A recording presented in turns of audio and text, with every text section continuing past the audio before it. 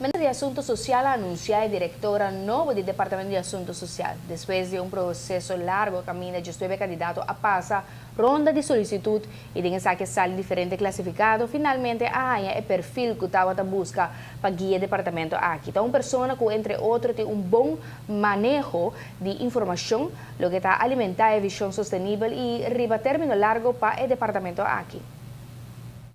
Trata de senhora Glenda Hernandes, senhora aqui tem experiência de terreno social, trabalhando na gemeente Utrecht também de sociale sector, sociale dienst, uma pessoa que conhece também diferentes tarefas que está executando no momento aqui na sociale zaken Aruba, seja de aspecto de bijstand, seja aspecto de subsídio, seja aspecto de apoio social, material ou imaterial que nossa comunidade está recebendo.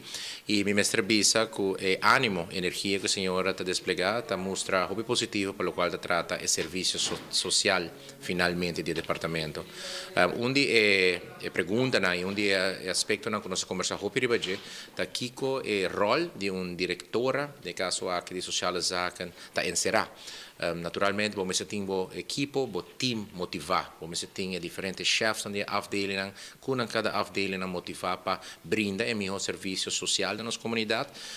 Banda de sei, den quadro de saque, vamos exortar também que a rechtsposição, a situação legal de trabalhador também está reglar. Para que não tem motivo de motivação, naturalmente, aspecto facilitário do departamento, a pressão que tem, por exemplo, na Oranjestad, como está abre que tem mais onde Aruba. Em quadro ele lo descentraliza a oficina na praia com filial na acomodação multifuncional e de forma aí trabalha a pressão de trabalho riba a oficina principal do Departamento de Assuntos Social, entre outros na praia. Correcto.